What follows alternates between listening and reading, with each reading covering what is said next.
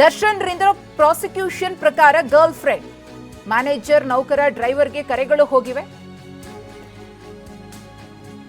342 ಕರೆಗಳನ್ನ A3 ಪವನ್ಗೆ ಮಾಡಿದ್ದಾರೆ.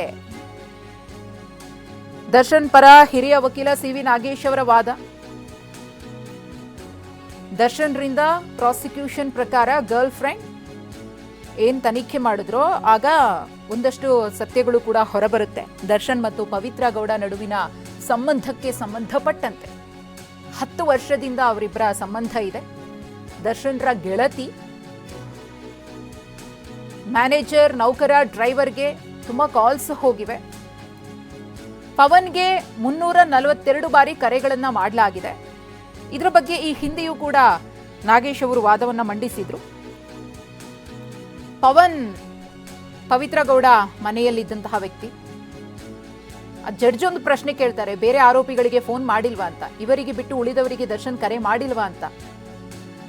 ನ್ಯಾಯಾಧೀಶರ ಪ್ರಶ್ನೆಗೆ ವಕೀಲ ಸಿವಿ ನಾಗೇಶ್ ಅವರು ಏನು ಉತ್ತರ ಕೊಟ್ಟರು? ಹಾಗಿದ್ರೆ ಆ ಅಪ್ಡೇಟ್ ಅನ್ನ ಕೊಡ್ತೀವಿ ನಿಮ್ಗೆ. ಜಡ್ಜ್ ಒಂದು ಮಾತು ಕೇಳ್ತಾರೆ, ನೀವು ಹೇಳಿದ್ರಲ್ಲ ಮ್ಯಾನೇಜರ್, ನೌಕರ, ಡ್ರೈವರ್ಗೆ ದರ್ಶನ್ ರಿಂದ ಇಂತಿಷ್ಟು ಕಾಲ್ಗಳು ಹೋಗಿವೆ ಅಂತ ಹೇಳಿ. ಪ್ರಕರಣದಲ್ಲಿರೋದು ಒಟ್ಟು ದರ್ಶನ್, ಪವಿತ್ರ, ಪವನ್ ಅನ್ನ ಹೊರತುಪಡಿಸಿ ಇನ್ನೂ 14 ಜನ ಇದ್ದಾರೆ. ಆ 14 ಮಂದಿಗೆ, ಬೇರೆ ಬೇರೆ ಆರೋಪಿಗಳಿಗೆ ದರ್ಶನ್ ಕಾಲ್ ಮಾಡಿದ್ರಾ? ಇದು ನ್ಯಾಯಾಧೀಶರ ಪ್ರಶ್ನೆ. ಆ ಪ್ರಶ್ನೆಗೂ ಕೂಡ ಸಿವಿ ನಾಗೇಶ್ ಅವರು ಉತ್ತರವನ್ನ ಕೊಟ್ಟಿದ್ದಾರೆ. ತಮ್ಮ ಕ್ಲೋಸ್ ಸರ್ಕಲ್ ಅಲ್ಲಿ ಇದ್ದವರಿಗೆ ದರ್ಶನ್ ಕರೆ ಮಾಡಿರುವ ಸಾಧ್ಯತೆಯೂ ಕೂಡ ಇದೆ. ಪ್ರದೋಷ್ ದರ್ಶನ್ರ ಸಿನಿಮಾದಲ್ಲಿ ಅಭಿನಯಿಸಿದ್ದ, ದರ್ಶನ್ರಿಗೆ ಅತ್ಯಾಪ್ತ ಕೂಡ ಆಗಿದ್ದ. ಆರಂಭದಲ್ಲಿ ಪ್ರಕರಣವನ್ನ ಇದು ಹಣಕಾಸಿನ ವಿಚಾರಕ್ಕೆ ನಡೆದಿರುವಂತಹ ಮರ್ಡರ್ ಅಂತ ಹೇಳೋದಕ್ಕೆ ಆತ ಸಿದ್ಧವಾಗಿದ್ದ. ಒಬ್ಬ ಪೊಲೀಸ್ ಅಧಿಕಾರಿಯನ್ನ ಕೂಡ ಸಂಪರ್ಕ ಮಾಡಿದ್ದ, ಏನೇನಾಯ್ತು ಅನ್ನೋದ್ರ ಬಗ್ಗೆ ವಿವರಣೆಯನ್ನ ಕೊಡುವುದಕ್ಕೆ. ಏನು ಉತ್ತರ ಕೊಟ್ಟಿದ್ದಾರೆ ಸಿವಿ ನಾಗೇಶ್ ಅವರು ಜಡ್ಜ್ ಅವರ ಪ್ರಶ್ನೆಗೆ ಅನ್ನೋದ್ರ ಬಗ್ಗೆಯೂ ಕೂಡ ಮಾಹಿತಿಯನ್ನ ಕೊಡ್ತೀವಿ. ಇನ್ನು A3 ಪವನ್ಗೆ ಸುಮಾರು 300ಕ್ಕೂ ಅಧಿಕ ಬಾರಿ ದರ್ಶನ್ ಕರೆ ಮಾಡಿದಾರಲ್ಲ, ಅವರ ಸಂಬಂಧ ನಿನ್ನೆ ಮೊನ್ನೆಯದಲ್ಲ. ಪವಿತ್ರ ಗೌಡ ಮನೆಯಲ್ಲಿ ಕೆಲಸ ಮಾಡೋಕ್ಕೂ ಮುನ್ನ ಈ ಪವನ್ ಒಳ್ಳೆ ಓದ್ಕೊಂಡಿದ್ದ ಆತ ಕೂಡ.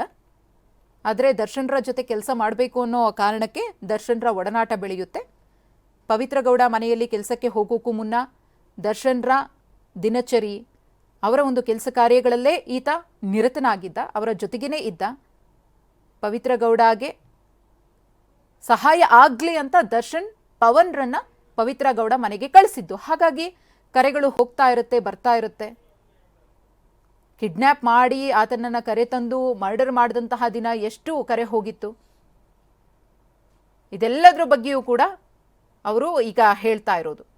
ಪ್ರಾಸಿಕ್ಯೂಷನ್ ಪ್ರಕಾರ ದರ್ಶನ್ರಿಂದ ಒಂದಷ್ಟು ವಿಚಾರಗಳನ್ನ, ಪವಿತ್ರ ಗೌಡ ಮತ್ತು ದರ್ಶನ್ಗೆ ಸಂಬಂಧಪಟ್ಟಂತ ವಿಚಾರಗಳು ಗೊತ್ತಾಗುತ್ತೆ. ಮ್ಯಾನೇಜರ್, ನೌಕರ, ಡ್ರೈವರ್ಗೆ ಕರೆ ಹೋಗಿದೆ. 342 ಕರೆಗಳನ್ನ A3 ಪವನ್ಗೆ ದರ್ಶನ್ ಮಾಡಿದ್ದಾರೆ. ಆ ಕರೆಗಳನ್ನ ಮಾಡಿದಂತಹ ಉದ್ದೇಶ ಇದೇ ಆಗಿರಬೇಕು ಅಂತ ಏನು ಇಲ್ಲ ಅನ್ನೋದು ಸಿಬಿ ನಾಗೇಶ್ ಅವರ ವಾದದ ಸಂದರ್ಭದಲ್ಲೂ ಕೂಡ ಒಂದಷ್ಟು ಪ್ರಶ್ನೆಗಳು ಎದ್ದಿರೋದು. ಹಾಗೇನೇ ನ್ಯಾಯಾಧೀಶರು ಒಂದಷ್ಟು ಪ್ರಶ್ನೆಯನ್ನ ಕೇಳ್ತಾರೆ. ಒಂದು ಪ್ರಶ್ನೆಯನ್ನ ಇಲ್ಲಿ ಪರ್ಟಿಕ್ಯುಲರ್ ಆಗಿ ಅವರು ಕೇಳಿರೋದು, ನೀವು ಇಷ್ಟು ಜನರಿಗೆ ಕಾಲ್ ಮಾಡಿದ್ದಾರೆ ದರ್ಶನ್ ಅಂತ ಹೇಳಿದ್ರಲ್ಲ, ಅವರನ್ನ ಬಿಟ್ಟು ಉಳಿದ ಆರೋಪಿಗಳಿಗೆ ಏನಾದರೂ ದರ್ಶನ್ ಕಡೆಯಿಂದ ಕರೆ ಹೋಗಿದೆಯಾ? ಈ ಪ್ರಕರಣದ ಬಗ್ಗೆ ಏನಾದರೂ ಮಾತುಕತೆಗಳು ನಡೆದಿರುವ ಕುರಿತು ಮಾಹಿತಿ ಸಿಕ್ಕಿದೆಯಾ? ಪ್ರಕರಣದಲ್ಲಿ ಒಟ್ಟು ಇನ್ನೂ ದರ್ಶನ್, ಪವಿತ್ರ ಮತ್ತು ಪವನ್ ಬಿಟ್ಟು 14 ಆರೋಪಿಗಳಿದ್ದಾರೆ. 17 ಆರೋಪಿಗಳು ಟೋಟಲ್ ಆಗಿ. ಉಳಿದವರು 14 ಮಂದಿ. ಅದರಲ್ಲಿ ದರ್ಶನ್ ರೇಣುಕಾ ಸ್ವಾಮಿ ಕೊಲೆ ನಡೆದ ದಿನವೇ ಒಂದಷ್ಟು ಮಂದಿಯನ್ನ ನೇರವಾಗಿ ನೋಡಿರೋದು. ಅವರ ನಂಬರೆಲ್ಲ ಇರಲಿಕ್ಕೆ ಸಾಧ್ಯವೇ ಇಲ್ಲ. ದರ್ಶನ್ ಅಭಿಮಾನಿಗಳಾಗಿದ್ದರಿಂದ ದರ್ಶನ್ರನ್ನ ಭೇಟಿಯಾಗೋಕೆ ಅವಕಾಶ ಸಿಗುತ್ತೆ ಅಂತ ಹೇಳಿ ಚಿತ್ರದುರ್ಗ ಮೂಲದ ದರ್ಶನ್ರ ಅಭಿಮಾನಿಗಳ ಸಂಘದ ಅಧ್ಯಕ್ಷ ರಾಘವೇಂದ್ರ ಇವರುಗಳನ್ನ ಕಾಂಟ್ಯಾಕ್ಟ್ ಮಾಡಿ ಕರೆ ತಂದಿದ್ದು. ಹಾಗಾಗಿ ಅವರಿಗೆ ದರ್ಶನ್ರಿಂದ ಕರೆ ಹೋಗಿರುತ್ತೆ. ಇದನ್ನು ನಂಬೋದಕ್ಕೆ ಎಷ್ಟರ ಮಟ್ಟಿಗೆ ಸಾಧ್ಯ? ಅದಕ್ಕೆ ಸಿವಿ ನಾಗೇಶ್ ಅವರು ಏನು ಉತ್ತರ ಕೊಟ್ಟಿದ್ದಾರೆ ಅನ್ನೋದು ಇನ್ನಷ್ಟೇ ಗೊತ್ತಾಗಬೇಕಿದೆ.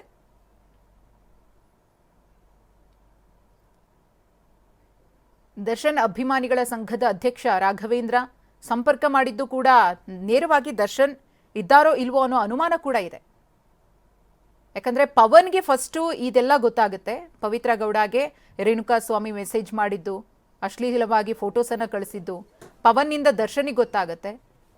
ಇಲ್ಲಿ ಸಂಪೂರ್ಣವಾಗಿ ಪವನ್ ಮುಖೇನವಾಗಿಯೇ ಎಲ್ರಿಗೂ ಕೂಡ ಗೊತ್ತಾಗಿ ಪವನೇ ಚಿತ್ರದುರ್ಗದ ದರ್ಶನ್ ಸಂಘದ ಅಭಿಮಾನಿಗಳ ಅಧ್ಯಕ್ಷ ಇದ್ದಾನಲ್ಲ, ರಾಘವೇಂದ್ರನನ್ನು ಕಾಂಟ್ಯಾಕ್ಟ್ ಮಾಡಿ ಒಂದಷ್ಟು ಹುಡುಗರನ್ನ ಕೂಡ್ಕೊಂಡು ರೇಣುಕಾ ಸ್ವಾಮಿ ಯಾರು ಏನು, ಆತನ ಹಿನ್ನೆಲೆ ಏನು ಅದನ್ನೆಲ್ಲ ತಿಳ್ಕೊಂಡು ಆತನನ್ನು ಕರ್ಕೊಂಡು ಬಾ ಅಂತ ಪವನೇ ಹೇಳಿರಬಹುದು.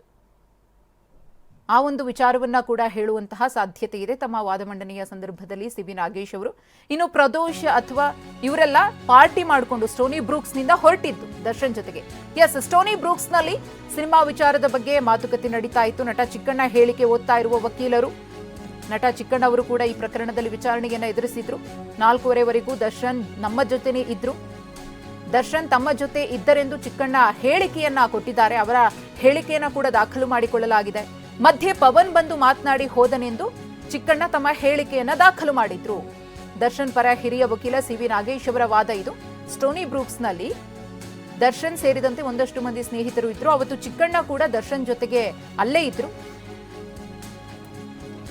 ಸಿನಿಮಾ ವಿಚಾರವಾಗಿ ಏನೋ ಚರ್ಚೆ ಆಗ್ತಾ ಇತ್ತು. 4:15ವರೆಗೂ ಕೂಡ ದರ್ಶನ್ ತಮ್ಮ ಜೊತೆನೇ ಇದ್ರು ಅಂತ ಹೇಳಿ ಚಿಕ್ಕಣ್ಣ ತಮ್ಮ ಹೇಳಿಕೆಯನ್ನ ಪೊಲೀಸರ ವಿಚಾರಣೆಯ ಸಂದರ್ಭದಲ್ಲಿ ದಾಖಲು ಮಾಡ್ತಾರೆ. ಅದಾದ್ಮೇಲೆ A3 ಪವನ್ ಇದಾನಲ್ಲ, ಆತ ಮಾತನಾಡ್ತಾನೆ, ದರ್ಶನ್ರ ಕಿವಿ ಹತ್ರ ಬಂದು ಏನೋ ಹೇಳ್ತಾನೆ. ಅದಾದ್ಮೇಲೆ ದರ್ಶನ್ ಅಲ್ಲಿಂದ ಹೊರಡ್ತಾರೆ ಪಟ್ಟಣಗೆರೆ ಶೆಡ್ಗೆ. ಅವತ್ತು ಚಿಕ್ಕಣ್ಣ ಅದೃಷ್ಟ ಕೂಡ ಚೆನ್ನಾಗಿತ್ತು ಅನ್ಸುತ್ತೆ. ಅವರು ನಾನು ಬರ್ಲಾ ಬಾಸ್ ಅಂತ ಕೇಳಿದಕ್ಕೆ ಬೇಡ ನೀವು ಮನೆಗೆ ಹೊರಡಿ ಅಂತ ಹೇಳ್ತಾರೆ. ಚಿಕ್ಕಣ್ಣ ಅಲ್ಲಿಂದ ಅವರ ಮನೆಗೆ ಹೋಗ್ತಾರೆ.